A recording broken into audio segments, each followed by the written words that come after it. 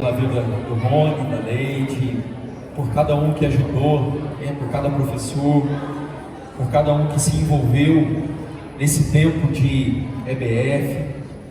Que Deus abençoe mesmo a sua vida, aqueles que levaram ali alimento, aqueles que puderam ficar ali nos bastidores. Deus te abençoe, em nome de Jesus. Em nome de Jesus. Queridos, João capítulo 2, Evangelho de João, capítulo 2, nós vamos ler do versículo 1 ao versículo 11. Se você trouxe a sua Bíblia, o texto está sendo projetado, você pode escolher ou ler na sua Bíblia, ou acompanhar, talvez no seu celular, mas o texto também vai estar sendo projetado. João capítulo 2, do versículo 1 ao versículo 11. Amém. E eu estou olhando aqui no corredor, glória a Deus que a gente tem muita sala lá dentro, para que todas as crianças tenham sala.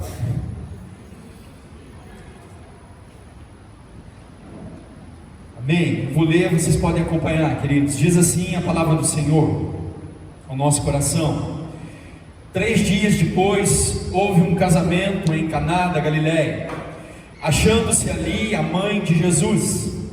Jesus também foi convidado com os seus discípulos para o casamento. Tendo acabado o vinho, a mãe de Jesus lhe disse: eles não têm mais vinho. Mas Jesus lhe disse: mulher, que tenho eu contigo? Ainda não é chegada a minha hora. Então ela falou aos serventes: fazei tudo o que ele vos disser. Estavam ali 6 talhas de pedra que os judeus usavam para as purificações, e cada uma levava 2 ou 3 metretas. Jesus lhe disse: enchei de água as talhas. E eles a encheram totalmente. Então lhes determinou: tirai agora e levai ao mestre-sala. E eles o fizeram. Tendo o mestre-sala provado a água transformada em vinho, não sabendo de onde viera, se bem que o sabiam que os serventes que haviam tirado a água, chamou o noivo e lhe disse: todos nós costumamos pôr primeiro bom vinho, e quando já beberam fartamente, serve o vinho inferior. Tu, porém, guardaste o bom vinho até agora. Com este deu Jesus o princípio a seus sinais em Caná da Galileia, manifestou a sua glória, e os seus discípulos creram nele. Até aí, queridos. Vamos orar mais uma vez. Deus, obrigado pela tua palavra que é viva e eficaz. E nessa hora, Pai, o Senhor possa falar ao nosso coração. O Senhor sabe e conhece cada coração que adentrou aqui nessa noite. Que o Senhor se revele a nós, que o Senhor, ó Deus, comunique, ó Deus, aquilo que vem do Senhor ao nosso coração. Ó Deus, que as minhas palavras, Deus, sejam de fato palavras semeadas em corações que frutificam a 30, 60 e a 100 por um, Pai. E assim, ó Deus, o Senhor faça a tua vontade que é boa, perfeita e agradável. Nós oramos, ó Deus, pedindo a tua bênção nessa hora, no nome de Jesus. Amém, amém, amém. Amém, queridos. Na semana passada, quem esteve aqui, nós falamos sobre alegria, porque nós estávamos no meio de uma celebridade do nosso país, que é conhecido como Carnaval, e Carnaval é sinônimo, entre aspas, de alegria, de regozijo, de festividade, mas uma alegria passageira, que nós bem sabemos, é uma alegria que traz algumas consequências durante esses 4 dias. Eu não vou repetir, mas eu falei aqui algumas estatísticas, onde a gravidez em adolescentes e jovens, a gravidez indesejada, é o maior número entre a juventude. Eu falei aqui do alto consumo de drogas, do alto consumo de bebidas, em busca desta alegria, em busca de saciar o vazio existencial. E aí então nós fomos lá para Paulo e nós aprendemos com Paulo o segredo da alegria, porque Paulo, quando escreve à igreja de Filipos, Paulo discorre falando que ele aprendeu a viver contente em toda e qualquer circunstância. E a gente então olhou para a vida de Paulo, a gente olhou para o coração de Paulo, que apesar de viver alguns desencontros, que apesar de estar preso, que apesar de passar pelo naufrágio, que apesar de ser açoitado, que apesar de ser julgado injustamente, e mesmo preso, ele escreve aquela carta dizendo: alegrem-se no Senhor. Outra vez vos digo, alegrem-se no Senhor. E aí então nós aprendemos com Paulo que a suficiência da alegria, o segredo do coração de Paulo estava no Senhor. O Senhor era a sua suficiência. Paulo não precisava de mais nada. Deus para Paulo já bastava. E nós aprendemos também a atitude positiva de Paulo diante das circunstâncias adversas. Porque Paulo ele diz assim: tudo que é verdadeiro, tudo que é justo, tudo que é puro, tudo que é amável, tudo que é de boa fama, se algum louvor existe, se alguma virtude há, seja isso que ocupe o vosso pensamento. Então a gente olha para Paulo e a gente aprende com Paulo a ter essa disposição positiva para com a vida, apesar dos ventos contrários, apesar das frustrações, apesar das decepções, apesar das circunstâncias contrárias. E nós falamos então a respeito desta alegria, que não é uma alegria circunstancial, não é uma alegria que se resume numa noite, não é uma alegria que se resume em 10, 20 minutos de prazer, não, é uma alegria permanente, aonde Deus invadiu o coração de Paulo com uma paz interior, uma serenidade, uma quietude, uma confiança. E então, dando sequência a essa alegria, o texto que veio à minha mente foi o texto de Caná, que fala também a respeito de uma festa, de uma celebração, aonde Jesus havia sido convidado, aonde Maria estava juntamente ali. Provavelmente, pode ser que talvez algum parente mais próximo os convidaram, e a palavra de Deus então diz que eles estavam naquele casamento. É uma passagem que todos nós conhecemos, é uma passagem muito conhecida, que é pregada também em muitos casamentos, e é verdade, queridos, que casamento é sinônimo também de festa, de alegria, de comemoração. E quando nós olhamos também para Jesus, nós identificamos que a alegria combina com Jesus, a alegria, a vida, porque Ele é a fonte de vida, Ele é a fonte de vida. Acabamos de participar da ceia, a ceia é a fonte de vida, a fonte de perdão, a fonte de reconciliação. Então Jesus combina com vida, combina com alegria. Jesus era alegre, mas não uma alegria colocada em pessoas e em circunstâncias, mas uma alegria vinda do Pai, uma alegria vinda do Pai. E o texto relata então que Maria havia sido convidada, e o casamento judaico, queridos, ele durava ali cerca de 7 dias, uma semana, era uma semana de casamento. Cadê a Laura? A Laura está preparando. Se hoje as noivas ficam assustadas de ver os gastos que vão ter numa noite, né, de preparar aquela celebridade, imagina uma semana de festa. Mas no contexto judaico, no contexto daquela época, a festa era de uma semana. E a palavra de Deus diz então que o vinho acabou. E o vinho, como eu disse, era sinônimo de alegria, de regozijo, de festa. E seria uma desonra para aquela família de acabar o vinho,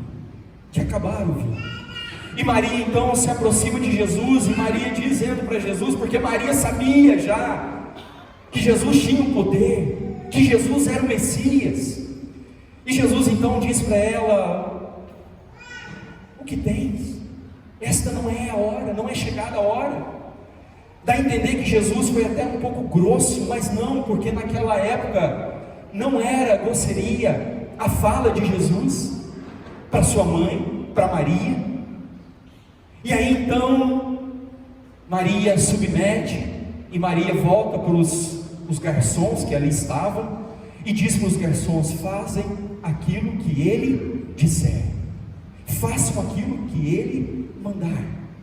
E aí na sequência então Jesus, a palavra de Deus diz que Jesus chama ali os garçons, e haviam ali 6 talhas de purificação. Aquelas talhas continham cerca de 80 litros, cada talha daquela continha ali cerca de 80, 100 litros, uma média. E a palavra do Senhor então diz que Jesus opera ali um milagre, e na sequência eles chamam o mestre-sala, o mestre da cerimônia, ele prova aquele vinho, e ele vai até o noivo e diz: todo casamento primeiro é servido o vinho inferior, e você fez ao contrário, você serviu o melhor vinho, porque Jesus havia transformado aquela água em vinho, E queridos, diante disso, diante dessa história, eu queria olhar e trazer algumas lições para o nosso coração, alguns ensinamentos que nós podemos extrair desse texto, tirar desse texto. A primeira delas, queridos, é que Jesus, esse foi o primeiro milagre de Jesus. É interessante olhar para o ministério de Jesus, porque Jesus inicia com vinho. O primeiro milagre de Jesus está aqui, foi o primeiro milagre. João, o Evangelho de João, fala a respeito de 7 milagres, e esse foi o primeiro milagre. Jesus inicia com vinho no seu ministério, e Jesus ele termina também com vinho, servindo a ceia, juntamente com os seus discípulos, juntamente com os seus seguidores, juntamente com os apóstolos. Então a gente percebe como Jesus, ele vai trabalhando. O próprio apóstolo Paulo disse que o sangue de Jesus vertido naquela cruz, simbolizando o vinho, assim como nós participamos da mesa, simbolizando o sangue de Jesus, a remissão dos nossos pecados, a purificação, a salvação. E aí então nós olhamos para esse texto, e a primeira verdade que eu queria trazer para o meu e para o teu coração é que ali Jesus estava rompendo. Jesus não iria ser mais o filho de Maria, mas Jesus iria exercer a sua glória e o seu poder, e ele já ia mostrar essa sua glória, a glória que transforma, a glória que cura, a glória que restaura. O primeiro milagre de Jesus, quando o Evangelho de João nos ensina, aponta para Jesus, dizendo: Jesus, a sua glória é revelada. Jesus inicia o seu ministério fazendo aquela transformação, para que ele pudesse não ser mais apenas o filho de Maria, mas ele pudesse ser o servo sofredor, o Senhor, o Salvador, o Deus onisciente, o Deus onipotente, o Deus onipresente. E é essa glória que iniciou através desse milagre, é essa glória que nos alcança nessa noite. Porque aonde passa a glória do Senhor, aonde passa a graça do Senhor, vidas são transformadas, vidas são resgatadas. Deus derrama o teu poder, Deus derrama o teu perdão. Percebem, queridos? Então Jesus está mostrando ali: agora é a hora de eu mostrar a minha messianidade, o Messias sendo revelado. Eu já participei, já fiz vários casamentos, e no casamento toda a atenção é voltada para a noiva, todos estão aguardando a entrada da noiva. Mas quando nós olhamos para essa festa, nós identificamos que essa noiva não foi mais a prioridade, não foi mais o centro das atenções, mas foi Jesus colocando a sua prioridade, Jesus colocando ali os seus ensinamentos, fazendo com que os discípulos pudessem confiar nele, fazendo com que os discípulos pudessem crer nele, porque ele estava revelando a sua glória, assim como ele tem revelado a sua glória sobre o nosso coração. Amém, queridos? Deus continua a nos comunicar, Deus continua a falar ao nosso coração. em cada detalhe, em cada situação, em cada circunstância, em cada palavra, Ele continua a revelar a sua glória sobre as nossas vidas. Então nós aprendemos que Jesus é aquele que comunica, é aquele que demonstra a sua glória, é aquele que aponta o caminho, é aquele que apresenta, para que eles pudessem entender quem de fato era Jesus, a partir daquele momento. A partir daquele momento, assim, como quando Jesus entra nas nossas vidas, muita coisa muda, tudo muda, tudo muda. Mas a palavra não para por aí. Uma outra lição que nós aprendemos nesse texto, querido, é que Jesus havia sido convidado, e eu queria falar para o seu coração: quando Cristo está presente, sempre existe a possibilidade de um milagre. Quando Cristo está presente, se Cristo está presente na sua casa, saiba disso, sempre existe a possibilidade de um milagre, de um novo recomeço. Amém, queridos? Então nós precisamos entender e convidar desesperadamente Jesus para entrar na nossa casa, para que Ele seja a rocha da nossa casa. É isso que nós vemos aqui. Jesus fez toda a diferença através do seu poder. E queridos, nós precisamos ter essa consciência: quem é Jesus para nós, quem é Deus para nós. Eu não estou dizendo de religiosidade, queridos. Eu tenho às vezes ficado triste porque a religiosidade tem entrado até mesmo nas igrejas evangélicas.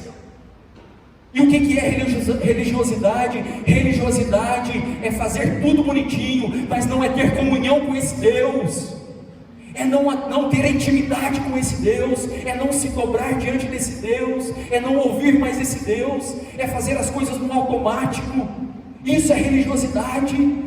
Mas eu queria te dizer aqui: experimente na sua vida a glória e o poder e a presença de Deus, porque quando Jesus está presente, sempre existe a possibilidade de um milagre. Ele faz nova todas as coisas. Mas nós aprendemos aqui também nesse texto, que o vinho pode acabar. O vinho pode acabar. A alegria pode passar. Talvez a alegria e o vinho no casamento, talvez o vinho no seu trabalho, talvez o vinho simbolizando essa alegria, essa comunhão na própria igreja. E nós precisamos então nos atentar e entender que quando Jesus se faz presente, Ele faz nova todas as coisas. É por isso que quando Paulo diz em 2 Coríntios, no capítulo 5, versículo 17, ele diz assim: é assim, se alguém está em Cristo, é nova criatura, as coisas velhas já passaram, eis que se fizeram novas. Eis que se fizeram novas. Não importa o que aconteceu, não importa o que fizeram com você, o que importa é o que você vai fazer com o que fizeram com você. E se Jesus está presente, Ele vai te dar sabedoria e entendimento, para que você continue a seguir, a entender o propósito dele sobre a sua vida. Sempre é possível, ouça o que eu estou te dizendo, sempre é possível recomeçar, sempre é possível renovar, sempre é possível retomar, é possível se Jesus se faz presente. Aquela festa iria ser um desastre, porque o vinho havia acabado, e nós aprendemos que o vinho pode acabar, mas se Jesus está presente, querido, Ele faz nova todas as coisas. Ele faz nova todas as coisas. Ele é aquele que dá sabor à nossa vida. Ele é aquele que dá propósito e significado para a nossa história. Amém, queridos? Eu me lembro quando eu entrei no curso de psicologia, alguns amigos falaram comigo, falaram: pastor, pastor não, Vinho, você vai se desviar, você vai se distanciar de Deus, psicologia, não tem nada a ver com Deus. Isso vai te levar para longe de Deus. Queridos, eu estou encerrando esse ano, e hoje de manhã eu estava falando com uma pessoa, parece que eu estou mais apaixonado por Jesus. Quando eu olho e eu vejo as ideologias e as filosofias e tanta coisa, mesmo estudando, lendo, parece que eu estou mais apaixonado por Jesus, parece que eu estou tendo mais convicção da minha fé por Ele, porque é isso, Ele é a razão da nossa existência, Ele traz significado para a nossa vida, Ele é que coloca a nossa vida nos prumos. A gente está perdido e bate cabeça, e vai para lá e vai para cá, mas quando a gente encontra Jesus, não estou dizendo religião, não estou dizendo igreja presbiteriana, eu estou dizendo Jesus, Ele nos transforma, o sangue dele nos purifica, porque é Ele que se faz presente, e quando Ele está presente, Ele faz nova todas as coisas. Augusto Cury, um escritor, um médico, um psicólogo, e ele começou a estudar a vida de Jesus, ele começou a investigar a vida de Jesus, muitos livros. Eu estava ouvindo o testemunho dele, era ateu, e depois de olhar para Jesus, e depois de ver a vida de Jesus, sabe o que aconteceu com ele? Ele se rendeu ao amor de Jesus. Ele não fala que igreja que é, mas fala que é cristão, que ele crê em Jesus. É impossível viver sem a presença, sem a direção de Deus sobre as nossas vidas, de Deus sobre as nossas vidas. Jesus é aquele que dá sabor, Jesus é aquele que dá significado e propósito. Mas uma última coisa que nós aprendemos desse texto, além de Jesus fazer nova, além de Jesus retomar, talvez você esteja aqui nessa noite, precisando retomar algumas áreas da sua vida. Eu queria te dizer, convide Jesus, Ele precisa ser o primeiro convidado, o convidado de honra, convide Jesus, para que Jesus, de fato, abençoe a sua casa, abençoe os seus projetos, porque sem Ele, queridos, tudo é vazio, e a partir do momento que você convidar, você vai experimentar realidades nunca vistas, novas possibilidades, novas portas se abrindo. Não estou aqui pregando teologia da prosperidade, longe disso, mas é verdade que nós experimentamos de algo especial na presença do nosso Pai. Mas uma última coisa que nós aprendemos nesse texto é que quando Jesus está presente, Ele transforma. Mas outra coisa que nós identificamos é que Jesus, Ele diz assim para os garçons: encham as talhas, encham 80 litros cada talha, encham essas talhas. E o que nós enxergamos nesse texto é uma obediência, é uma submissão. E eles começaram a encher, e de repente Ele transforma aquela água em vinho, e Ele então manda levar ao mestre-sala, e o mestre-sala então, não provando, experimentando, ele vai até o noivo e diz: mas como assim? Sabe o que é isso, querido? Jesus sempre que faz, Ele faz o melhor. Jesus não faz resto, Jesus não tem resto para você, Jesus tem o melhor, amém, querido? Jesus tem o melhor. Aqueles que não casaram aqui, Jesus não tem o resto de uma esposa para você, não. Jesus tem a melhor esposa para te dar. Jesus tem o melhor esposo para te dar. Ele nos dá o melhor.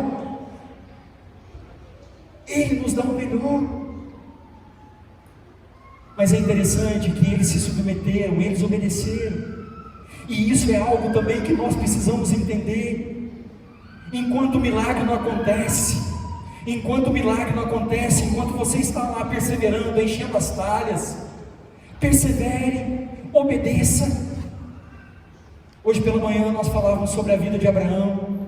Abraão, do capítulo 12 ao capítulo 25, Abraão errou, Abraão mentiu, Abraão criou alguns atalhos por não crer na promessa de Deus. A questão de Ismael com Agar e tantas coisas. Mas o que nós vimos na vida de Abraão é que Abraão, quando Deus renovava a promessa dele sobre a sua vida, Abraão obedecia. Às vezes, queridos, o nosso amor, não o amor de Deus, porque o amor de Deus não acaba, mas às vezes o nosso amor acaba. Às vezes a nossa fé enfraquece. Nós olhamos para nós e nós nos sentimos fracos. Mas eu queria te dizer, o amor pode acabar, a fé pode acabar, mas não acabe a sua obediência à palavra do Senhor. Não acabe a sua obediência à palavra do Senhor. Ainda que você não veja um milagre, ainda que você ainda não tocou, ainda que você esteja caminhando assim como os 10 leprosos, não perca esse entendimento. Às vezes a nossa fé, sim, porque nós somos seres humanos, vai fraquejar, e às vezes a gente vai duvidar, mas cadê o Senhor? Porque nós somos seres humanos e isso acontece com todos nós. Mas uma coisa que nós precisamos ter, ainda que acabe o amor, ainda que acabe a fé, continue obedecendo a palavra do Senhor. Não abra mão dos princípios e dos valores do Senhor, no nome de Jesus. Amém, queridos? Amém. Continue. Certa vez eu ouvi de um casal, uma pessoa dizendo, já casada há muitos anos, disse: pastor, eu não consigo mais amar a minha esposa. Eu não consigo mais amar a minha esposa. Mas pastor, eu estou obedecendo a palavra do Senhor. Eu estou perseverando, eu estou continuando, eu estou orando. Eu falei: é isso, meu filho. Deus vai restaurar o amor, porque o nosso amor às vezes acaba. Às vezes a gente nem ama, às vezes a gente quer matar, como diz o velhinho, o pastor velhinho. Mas à medida, queridos, que Deus vai sendo esse convidado, Ele vai adentrando, Ele vai transformando, Ele vai tirando as arestas, e Ele vai trazendo um novo fôlego, um novo ânimo, uma nova possibilidade, porque é Ele que faz nova todas as coisas. Então obedeça a palavra, persevere na palavra, não abra mão, persevere na palavra, e no momento certo, no momento exato, o milagre vai ser operado. Deus vai fazer nova todas as coisas. No momento certo, Ele vai restaurar a alegria do seu coração. No momento certo, Ele vai restaurar e vai colocar um novo vinho, um novo fôlego de vida, uma nova esperança, porque Ele é a razão da nossa esperança. Ele é a razão da nossa esperança. Então essa é a palavra para o nosso coração nessa noite. Persevere e continue tendo essa alegria, a alegria não circunstancial. Eu queria te dizer aqui, todos nós machucamos as pessoas e as pessoas nos machucam. Nós frustramos as pessoas e as pessoas nos frustram. Todos nós passamos por situações, circunstâncias que nós não queremos passar, mas não permita que o seu coração seja tomado dessa amargura. Olhe para o Senhor, para que o Senhor derrame sobre você os frutos do Espírito, para que o Senhor derrame sobre você a graça, o amor, a serenidade, a quietude, a paciência, a longanimidade, o domínio próprio, e no momento certo você vai exalar o bom perfume de Cristo, porque você é marcado, você é um vaso separado, e Ele vai derramar sobre você a graça, o entendimento. Amém. Jesus, em João, no capítulo 15, versículo 11, o próprio Jesus, ele diz assim: tenho-lhes dito estas palavras, para que a minha alegria, a alegria de Jesus, para que a minha alegria esteja em vocês, e a alegria de vocês seja plena, a alegria de vocês seja completa,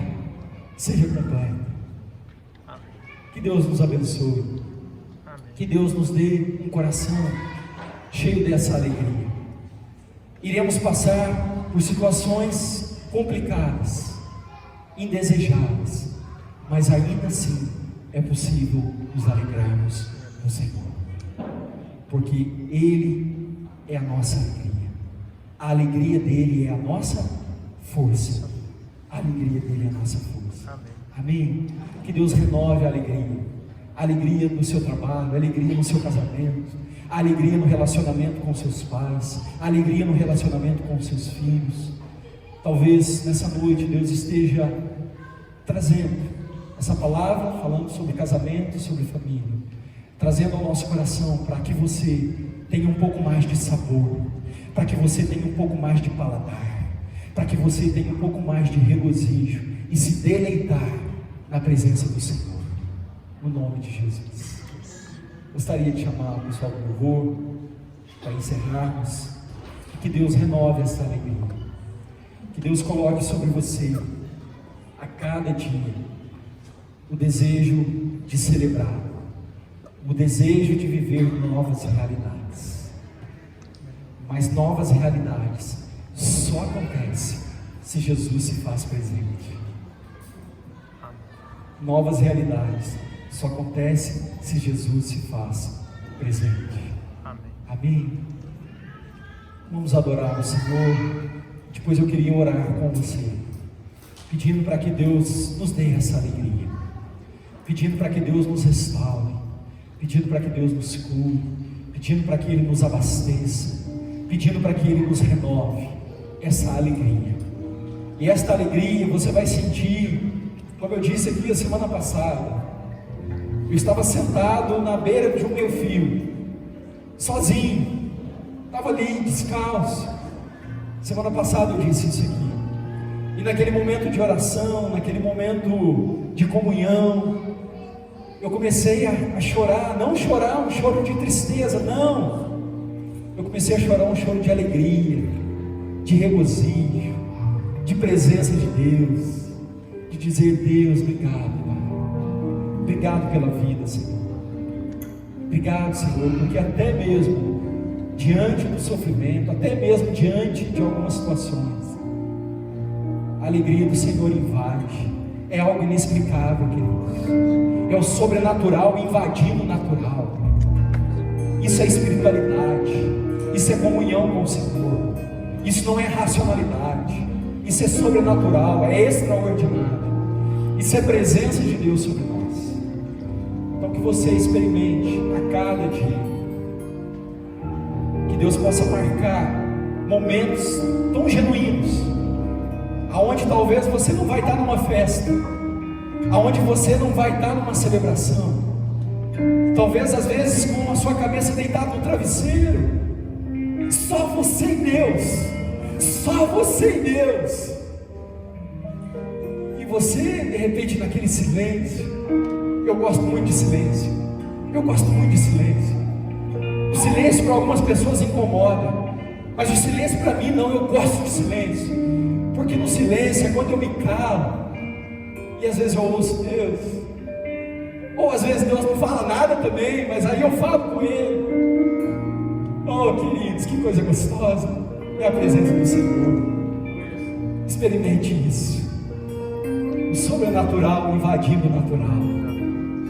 Um momento especial, Senhor, um momento especial. Cada um no seu tempo, cada um com o seu coração, porque você é especial, Senhor. Você é único para o Senhor. Ele te criou, e Ele te criou para o louvor da glória dEle. No nome de Jesus. Vamos adorar. Nós encerramos uma oração. Fique à vontade na presença do Senhor.